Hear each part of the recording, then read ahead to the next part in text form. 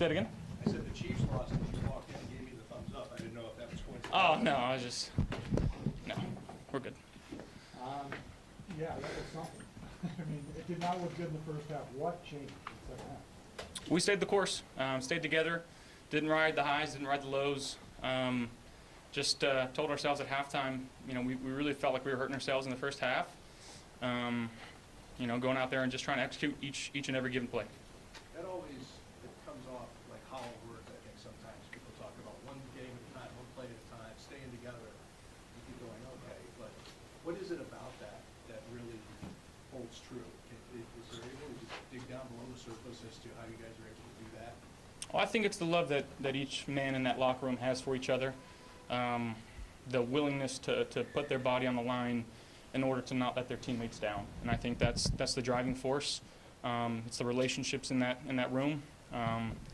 You know, and whether we're playing really good, whether we're playing really bad, this team, we're going to stick together and continue to fight and continue to try to find ways to win football games. And I think we saw that tonight. Now that it's over, can you say that during the week there was a little bit of motivation to prevent that team from taking their title at least this week? Absolutely. You know, it's the most important one because it's the next one. I know I say that a lot. It's no different. You know, we understood what was at stake, but at the same time, that wasn't really in the back of our heads. We were just, hey, we got to find a way to win a football game, and you know, that's what we did tonight. On the road against a team that just won 10 games in a row, I know that you talked about, you know, rebounding at halftime, but what sparked you guys? Because it felt like there was no hope for a while there. Yeah, score, stop, score. I think that's what we did coming out. You know, I think we've been pretty dang good at that over the course of the season. Now, obviously, we want to start faster. We don't want to continue to put ourselves in these holes that we're finding ourselves in, but being able to dig ourselves out and be battle-tested come down the stretch here. But yeah, I would love to find ways earlier on in the game to get things going so we don't have to put ourselves in that situation. You said score, stop, score. After the Steelers game, I think it was you guys went defense, stop, score, stop, whatever it was. Are those words like set at halftime? Does somebody get up and say that this is what we need to do? Yeah, and if it's not said, it's known within the locker room. But yeah, it's said by a lot of guys. You know, that's the belief that we have in each other of this is what we're going to do. You know, and it's one thing to say it, but it's another thing to go out there and do it. What have you seen with Dawson Knox the last couple of weeks? I mean, he just continues to find himself in good situations. He's been making plays. You know, early on in the year, maybe not a whole lot of hay coming his way, but you know, he's never once complained. He's worked his butt off.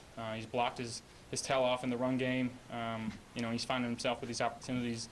You know, come the last few weeks, and he's taking advantage of them. And I love the guy. Josh, you were seeking out contact today, second down, bringing in the linebackers. Is that AFC East title on the line, or what goes into your decision with those? I wish I could tell you, to be honest. You know, sometimes it's just that's what the play calls for. I don't know. It's just trying to make plays for the football team. Yesterday, like for you guys were in Providence, right? We're fairly close to the shooting and the shelter in place and all that. What was the day like? Yeah, very, very scary situation. Obviously, condolences to the families, and you know, prayers are out to everyone that was involved and affected by it.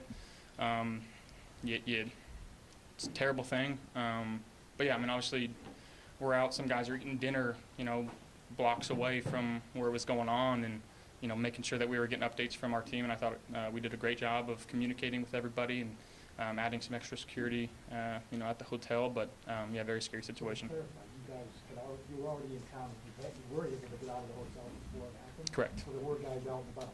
Correct. Okay. Yes. I was told you had got in right as it was happening. You went right to the hotel, so that was not true. You guys were in and. I don't know the timeline exactly, but I know there was guys at dinner when the text was being sent out. Josh, how are you physically? The broadcast usually a little bit on the sideline. That's, I mean, if they don't catch it every game, I don't know. Like it basically happens every game. You know, if I don't get enough out pregame, you know, it usually happens at halftime. If I don't get enough at halftime, it usually happens in the third or fourth quarter, and that's just, I don't know why I do it. It just happens, and it's due to nothing else but other than just like a weird feeling. Just got to get it out. So are you a little slow to get up after one play two? Any issues health-wise? Oh no, all good. Yeah. Josh, I know after a lot of these comebacks that you guys make, we ask you I think, coming out of that second half, may have been Ray Davis' return. Putting us in good field position, giving us confidence of, hey, like let's just go play football now, and we don't have to worry about the score. We're going to take it one play at a time. But he did a great job. He's done a great job the entire season, in that kickoff return spot, and he's set us up for some really good field position. You guys haven't been in games like this. Could you see them starting to get tighter and starting to maybe lose confidence a little bit as you guys were wearing them down? I wouldn't say that. That's a fantastic team. I think you said they won 10 straight. Right? You don't win 10 straight by not being a really, really fantastic football team. So, again, it just kind of sometimes comes down to who makes more plays, and tonight that was us. At one point on the sideline, on a play, Matt Milano looked like he got punched in the face, and you responded with probably one of the best halves you've played all season. How much did that mean to that defense? I know you were on the tablet, but. Yeah, I mean, I know he had a couple sacks tonight, some big-time plays for our defense. That's the Matt Milano we all know and love. Josh, the third down game on the line, you call it plays for Ty Johnson. I know you've been very complimentary of what he provides to this team, but to see him kind of gut out those tough yards and kind of ice the game for you there, what's that mean to you? I mean, he's always been ready. He stays ready. Whenever his number's called, he's primarily our third down back. But when he has the ball in his hands, typically good things happen. He's a thicker little guy, like just built, and he's hard to bring down. So in that situation, just giving him the ball and letting him push the pile. Josh, what was the thought after you did all that work and only get ahead, and then one play later we're back in the lead, so you got to do it again? What was the feeling there? Get up and get out there and play football, one play at a time. You want to talk about the Brady era Patriots being the standard of the NFC East as they were for so long. You guys keep your season alive here, or your NFC alive. What's your pride in being the standard bearer for this division? Well, honestly, we're not in first place right now, so I can't say that we're the standard bearer. Obviously, the last 5-ish years, we've found sustained success, but never been able to, punch our ticket to the Super Bowl. And at the end of the goal, that's every team's dream. And our goal is not just to win AFC East. You got to get into the playoffs to give yourself a chance to win a Super Bowl. So that's what we're trying to do. Big news over the last 48 hours. I mean, has this weekend been a bit of a whirlwind for you? I mean, I've known for a long time, right? So it's not that crazy to me. But yeah, I mean, obviously the love that I've received from teammates and friends. It's a really cool, special moment in my life and in my wife's life, and yeah. Your team and you don't lack for confidence, but when you're able to win a game like this, down 20 without that, what does it do?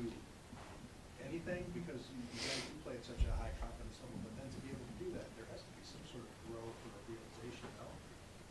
I think it's maybe over the course of the season what we've done, and you saw it today, of what makes this team of, we're not out of it. We're going to continue to fight one play at a time, no matter what the score is. If it's in the third quarter, it's in the fourth quarter, whatever it is. If we've got a chance and we got the ball, we feel like we like our chances, and that's that. I guess.